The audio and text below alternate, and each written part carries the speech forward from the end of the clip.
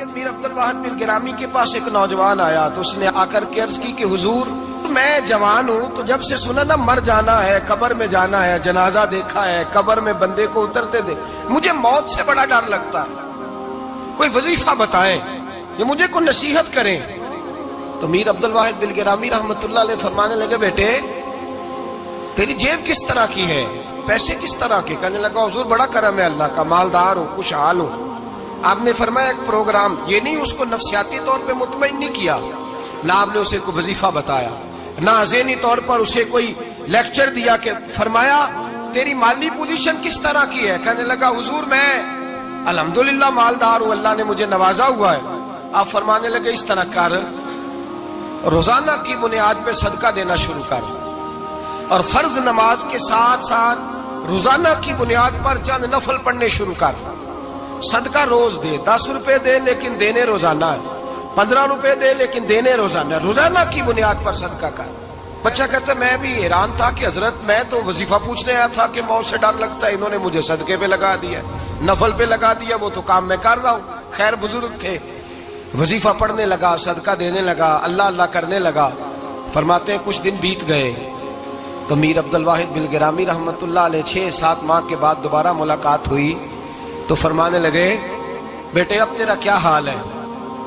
تو وہ نوجوان کہنے لگا حضور اب مجھے مرنے سے ڈر نہیں لگتا، بلکہ اب تو میرا مرنے کو دل کرتا ہے، تو دل کرتا ہے، ڈر نہیں لگتا، اب دل کرتا ہے۔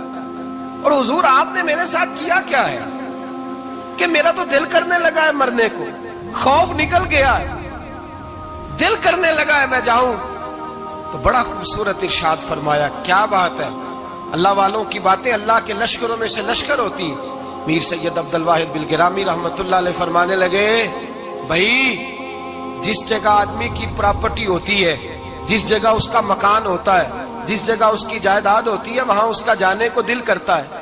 فرمایا اب تو نے صدقہ دے کے نفل پڑھ کے جنت میں اپنا مکان بک کرا لیا ہے، اب وہاں تیرا پلاٹ ہو گیا ہے، اب تیرا ڈر نہیں لگے گا، اب تیرا جنت میں جانے کو دل کرے گا، اب تیرا وہاں جانے کو جی چاہے گا جہاں آدمی کی زمین نہیں ہوتی، جگہ نہیں ہوتی، سر چھپانے کو مکان نہیں ہوتا۔ بھائی نبی کریم صلی اللہ علیہ وسلم کی بارگاہ میں حضرت عمر آئے، بخاری مسلم میں موجود، کہتے ہیں حضور اٹھے چارپائی سے تو نبی پاک کے کمر مبارک پر موٹے موٹے بان کے نشان تھے۔ عرض کی یا رسول اللہ صلی اللہ علیہ وسلم کیسر و کسرا تو اتنی موج میں ہے، یا رسول اللہ وہ تو اتنی موج کر رہے ہیں اور آپ اس تکلیف میں؟ تو محبوب نے فرمایا عمر کیا تم یہ پسند نہیں کرتے کہ وہ دنیا میں موج کر لے اور اللہ آخرت کی ساری عزتیں ہمیں ہی عطا فرما دے؟ فرمایا میں تمہاری دنیا سے کچھ لینے نہیں آیا، میں تو بطور مسافر یہاں وقت گزار کے پیغام الہی دینے آیا۔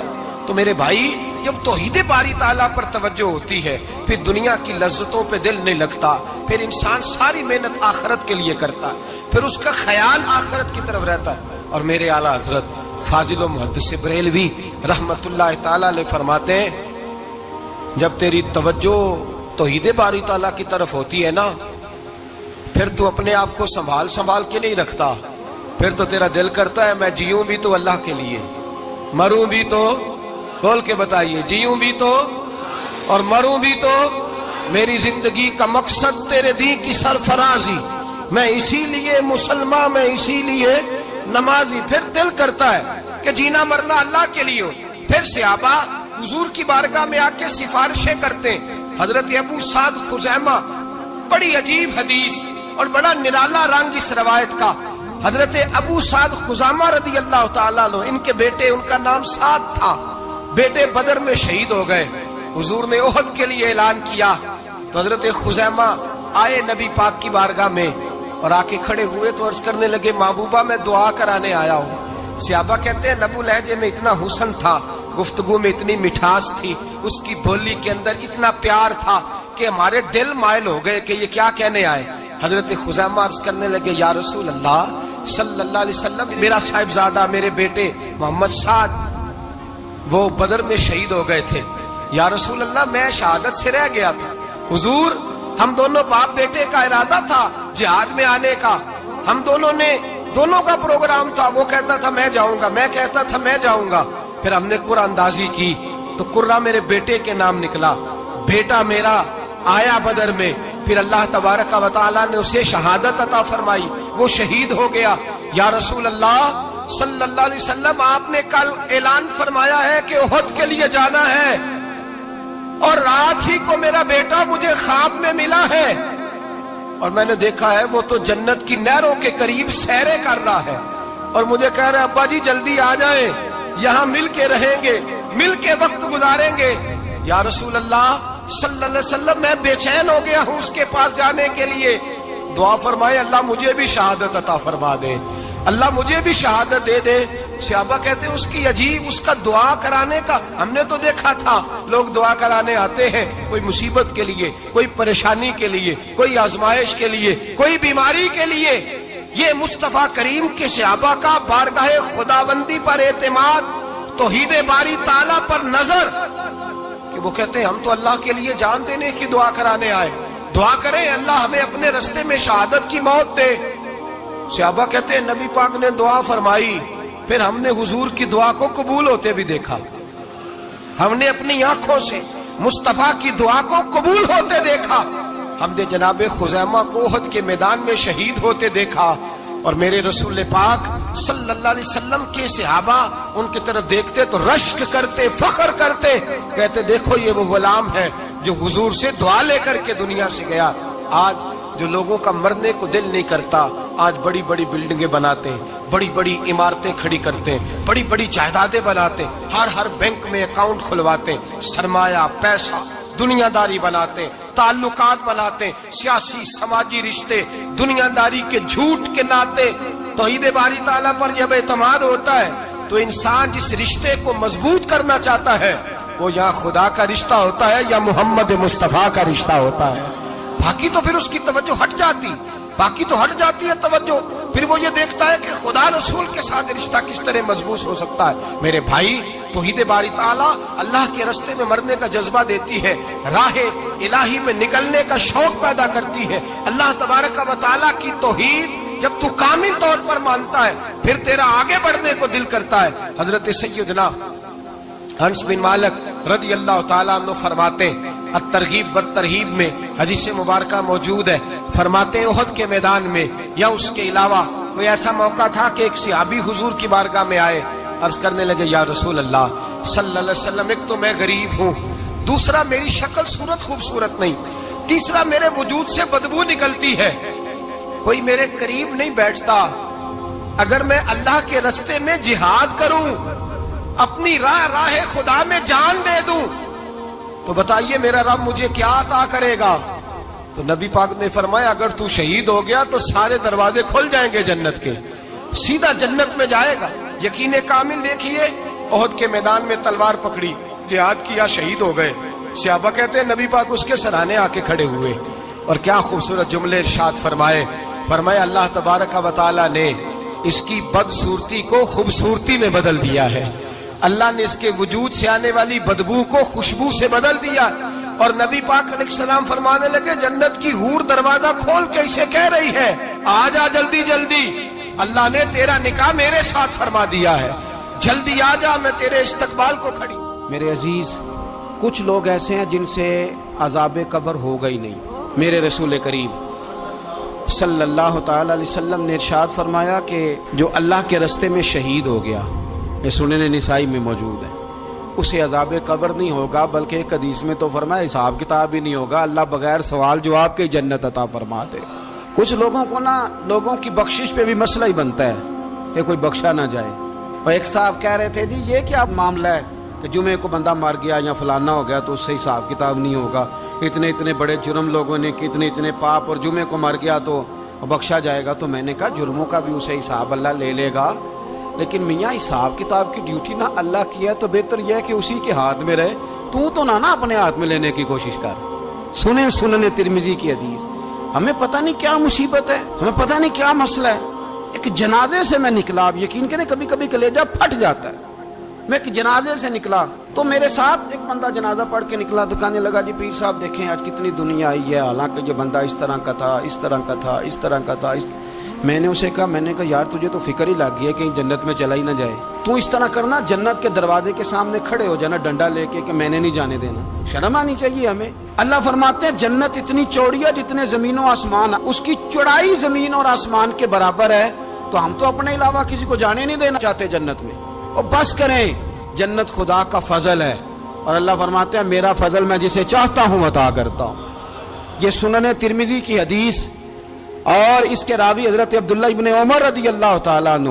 نبی پاک علیہ السلام نے فرمایا جو مسلمان جمعے کے دن یا جمعے کی رات کو فوت ہو اس کو اللہ تعالیٰ قبر کی آزمائش سے محفوظ رکھتا ہے. جو جمعے کی رات فوت ہو جائے یا جمعے والے، یعنی جمعے رات اور جمعے کی درمیانی رات چلا جائے یا جمعے والے، تو اللہ اسے عذاب قبر سے.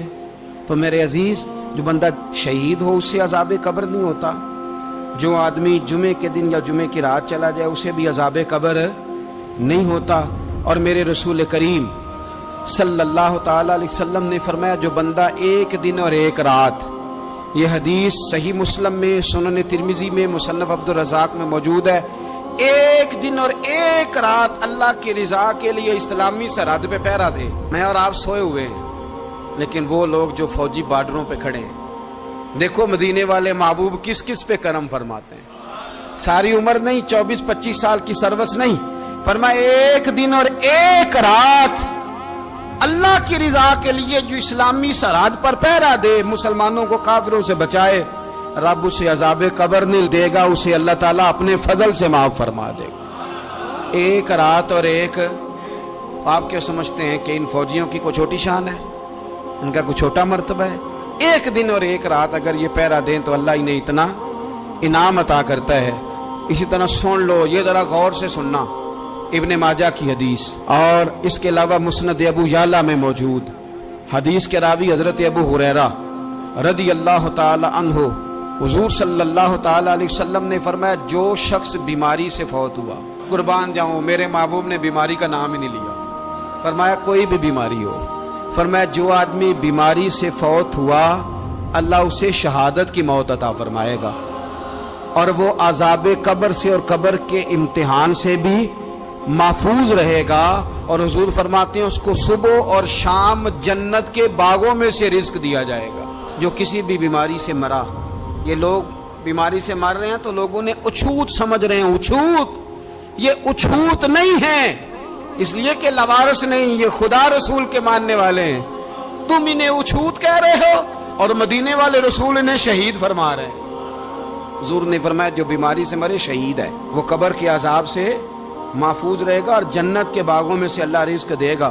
لوگ کہتے ہیں دیکھو جی بڑا تانگ ہو کے دنیا سے گیا ہے، تو اس بندے کو بھی عذاب قبر نہیں ہوتا. اسی طرح جو بندہ سورہ ملک پڑھتا ہے، سنن ترمذی میں حضرت ابن عباس سے روایت ہے کہ حضور صلی اللہ علیہ وسلم کے ایک صحابی نے ایک جگہ خیمہ لگایا تو وہاں سورہ ملک پڑھنے کی آواز آتی تھی، کوئی بندہ پڑھنے والا نظر نہیں آتا تھا.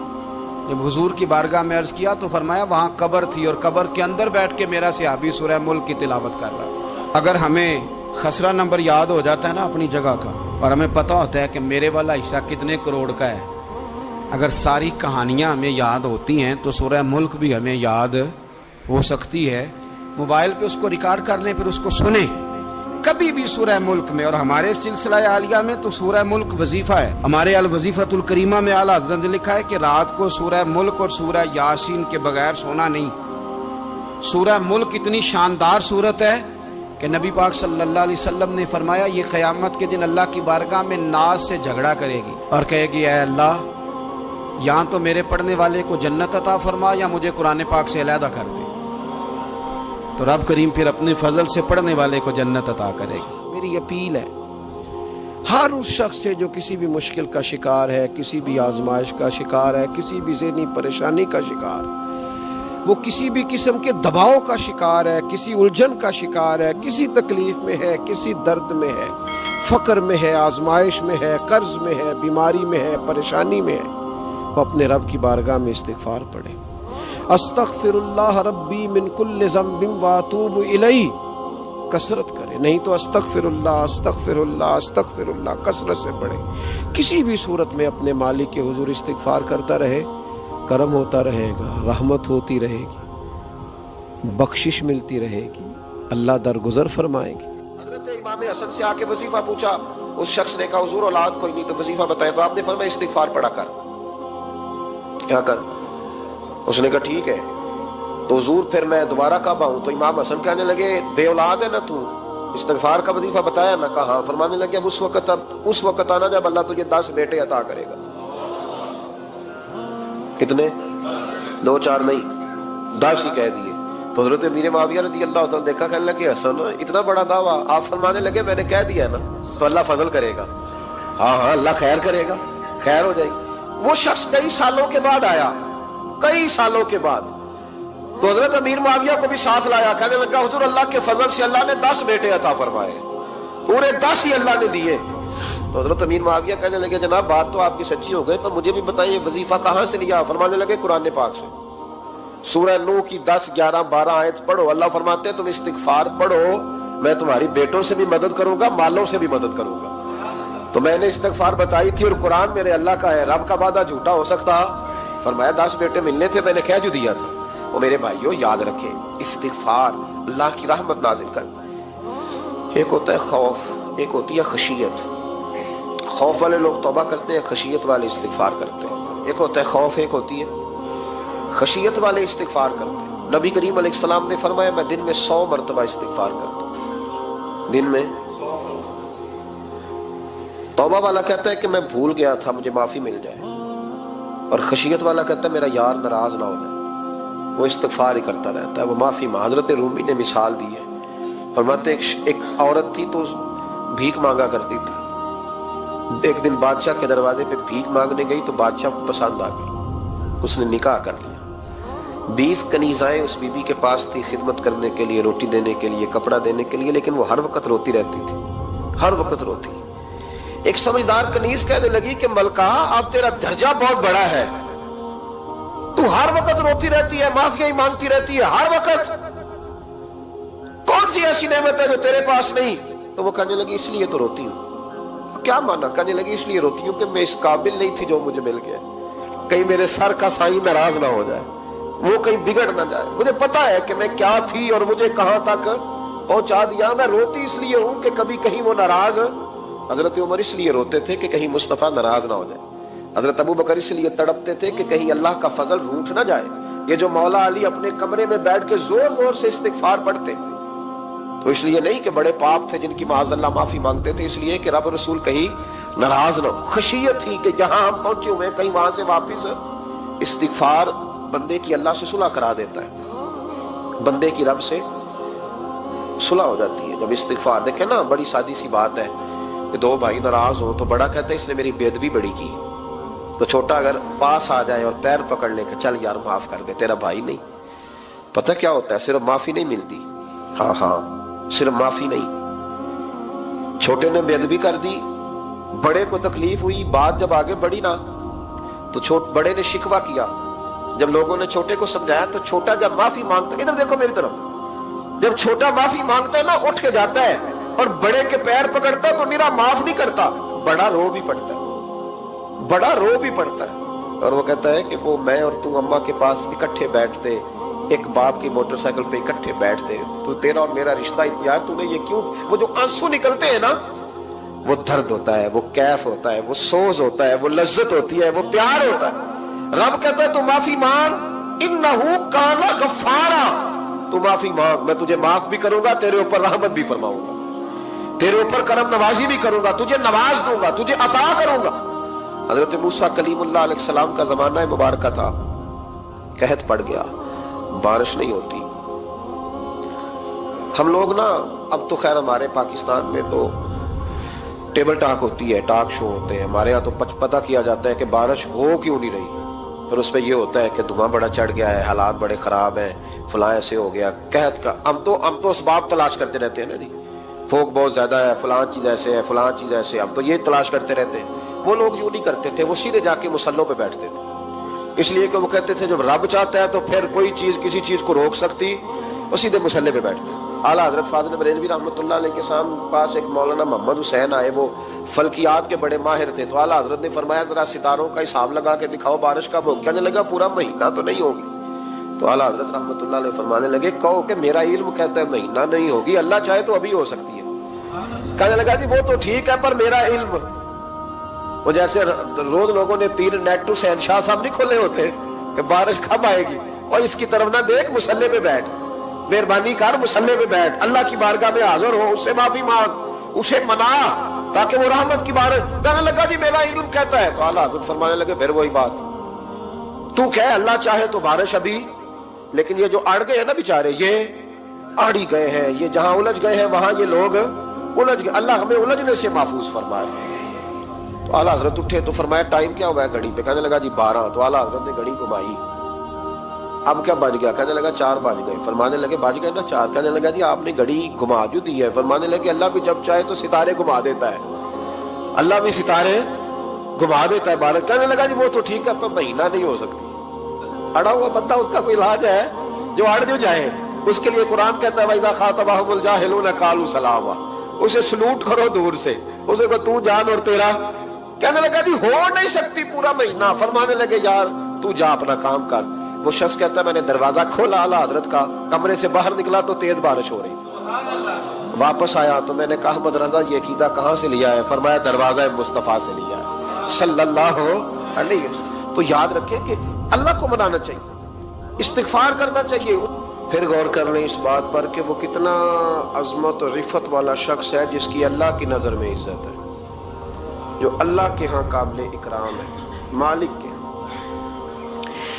عزت، تعظیم اور توقیر یہ مسلمان کا خوبصورت عمل ہے، ان سے ایک اچھا اور خوبصورت معاشرہ جنم لیتا ہے۔ لیکن اگر بڑوں کو تکلیف دی جائے، بزرگوں کی بے ادبی کی جائے، معاشرے میں بگاڑ بھی پیدا ہوتا ہے اور بدصورتی بھی پیدا ہوتی ہے، بدصورتی پیدا ہوتی ہے، بدبو پھیلتی ہے، اس سے معاشرے کا حسن مان پڑتا ہے۔ بڑوں کو تکلیف نہ دے، آزمائش میں مبتلا نہ کرے۔ جس کو اللہ تبارک و تعالی نے ہم سے بڑا کیا ہے، علم میں کیا ہو، عمل میں کیا ہو، تقوی میں کیا ہو، یا ویسے ہی دین کے اندر اس کی داڑھی سفید ہو گئی، اس شخص کا اکرام کرے، اس کو عزت دے، اس کے ساتھ ادب والا معاملہ کرے۔ یہ چیز سنوارتی ہے مسلمانوں کو۔ آج کل بے ادبی عام ہو گئی ہے، معاشرے میں زیادہ پاورفل وہ لوگ ہیں جن کی زبانیں زیادہ لمبی ہیں، جو عزتیں زیادہ اتارتے ہیں، لوگ ان سے زیادہ ڈرتے ہیں، اپنے آپ کو ان لوگوں نے بڑا پاورفل سمجھنا شروع کر لیا۔ بلکہ بدتمیزوں کی ایک اچھی ٹیم تیار کر لی جائے تو انسان بہت بڑا اونچا عہدہ بھی حاصل کر سکتا ہے، معاذ اللہ تعالی۔ یہ رواج اچھا نہیں، یہ انداز درست نہیں ہے، یہ طریقہ کار، یہ خوبصورت لوگوں کا طریقہ نہیں، یہ حسین معاشروں کا یہ انداز نہیں ہے۔ یعنی قومی سطح کے لوگ جو دنیا کے اندر کسی ملک کی نمائندگی کریں، وہی اگر ایک پریس کانفرنس اور گھنٹے کے بعد دوسری پریس کانفرنس، فلانے نے کیا وار تو دوسرے نے دیا جواب، تو یہ انداز مہذب قوموں کا نہیں ہوتا، اس سے امیج خراب ہوتا ہے۔ یہی انداز اب ہمارے گھروں میں چلتا ہے، کسی کی ایک بات پر جب تک سامنے والا 11 باتیں نہیں کرتا اتنی دیر تک اس کی روح کو، اس کے دل کو تسلی نہیں ہوتی۔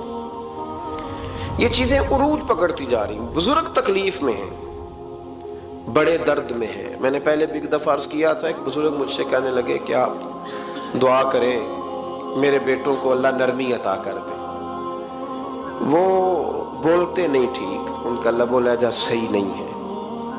تو میں نے ان سے کہا کہ بزرگوں جہاں تک میں جانتا ہوں کوئی ایسی بات ہے تو نہیں۔ تو وہ کہنے لگے کہ جس طرح آپ سمجھتے ہیں نا، ہمارے رشتہ دار بھی اور اہل علاقہ سارے یہی سمجھتے ہیں، پر میں تکلیف میں ہوں، میری بیوی تکلیف میں۔ میں نے کہا کہ پھر آپ یہ اتنی زیادہ پردہ پوشی کس بات کی؟ تو وہ کہنے لگے کہ ڈرتا ہوں، اگر لوگوں کے سامنے ہم بات کرتے ہیں تو لوگ کہتے ہیں کہ تم نے تربیت نہیں صحیح کی، اگر میں بات کرتا ہوں تو لوگ مجھ پہ شک کرتے ہیں، کہتے ہیں تو نے رزق نہیں صحیح کھلایا، تو میں درد میں رہتا ہوں، کپڑا اٹھاؤں گا تو میرا اپنا بدن برہنہ ہو جائے گا، یار وہ کتنی تکلیف میں ہے باپ جو اپنے سگے بیٹے سے بات نہیں کرتا کہ پتہ نہیں کہاں سے بولے گا، کیا جواب دے گا میری بات کا، یعنی ڈرتا ہے، سہما ہوا رہتا ہے۔ ادھر دیکھیں میری طرف کیا کہہ رہا ہوں، یہ نوجوان ذرا غور کریں، ان لفظوں کی تکلیف محسوس کریں کہ اماں کہتی ہے کہ بھئی میں نہیں اس سے بات کرتی، اس لیے کہ وہ بڑے سخت جملے کہتا ہے، مجھ سے نہیں سہے جاتے، کوئی اور بات کرے، یعنی جس کی ماں بھی اس سے بات کرتے ہوئے ڈرے۔ کوئی نہیں سمجھ آئی آپ کو میری بات کی؟ جس کا والد بھی اس سے بات کرتے ہوئے سہم جائے اور وہ بندہ کہے کہ میں نے تو MBA کیا ہوا ہے، میں تو معاشرے میں جانا پہچانا جاتا ہوں، اللہ کا شکر ہے جی اللہ نے بڑی عزت دی ہوئی ہے، وہ یہ لفظ کہے تو اسے شرم آنی چاہیے۔ جس کے استاد بھی اسے کام بتاتے ہوئے ڈرے کہ بدتمیز ہے، نہیں کرے گا کہ نہیں۔ اگلے لفظ اس سے بھی خطرناک ہیں، جس کا مرشد بے جھجک جسے کام ہی نہ بتا سکے اور جس کو کام کہنا ہی چھوڑ دے، جس کے حوالے سے لوگ خاموش ہو جائیں کہ بس مطلب کیا ضرورت ہے، جب اس پہ بات بوجھ بنے گی تو اس شخص کو پھر سوچنا چاہیے نا کہ وہ زندگی کس لیے گزار رہا، اس کا پھر انداز کیا ہے۔ بزرگ جن کی وجہ سے تکلیف میں ہو، آزمائش میں ہو، درد میں ہو، اور یار جو آدمی نیک ہو رب فرماتا ہے اس کا تو میں حیا کرتا ہوں، اللہ کہتا ہے اس کی تو میں قدر کرتا ہوں، میں اس کی۔ دیکھیں نا میرے نبی کریم صلی اللہ علیہ وسلم نے فرمایا جب سفید داڑھی والا شخص قبر میں جاتا ہے، یہ ترمذی کی حدیث ہے، تو رب کریم فرماتا ہے فرشتوں اسے عذاب نہ دینا، مجھے حیات دی، یہ سفید بال لے کے آ گیا۔ تو جس کی اللہ حیا کرے اس کی میں نہ کروں، اس کی نوجوان نہ کرے، اس کا سیاح، جس کی اللہ حیا کرے اس کی ہم حیا ہی نہ کریں، ہمارا لب و لہجہ خطرناک اور خوفناک حد تک چلا جائے، ہمیں ڈھب اور سلیقہ ہی نہ ہو، ہم کہیں او گرم خون ہے جی ذرا احتیاط سے بات کرنا، کیا مانا ہوا اس بات کا؟ گرم خون اور ہوتا ہے اور بے ادبی والا خون اور ہوتا ہے، ان دونوں میں فرق ہوتا ہے، اس کو سمجھنا چاہیے۔ باپ کے سامنے بھی اب یہ اس کا ابا بھی سوچ کے بات کرے، اس کے ساتھ اماں بھی سوچ کے بات کرے، اس کا استاد بھی سوچ کے بات کرے گا۔ اسلام ادب والا دین ہے، احترام والا دین ہے، یہ آداب سکھاتا ہے، یہ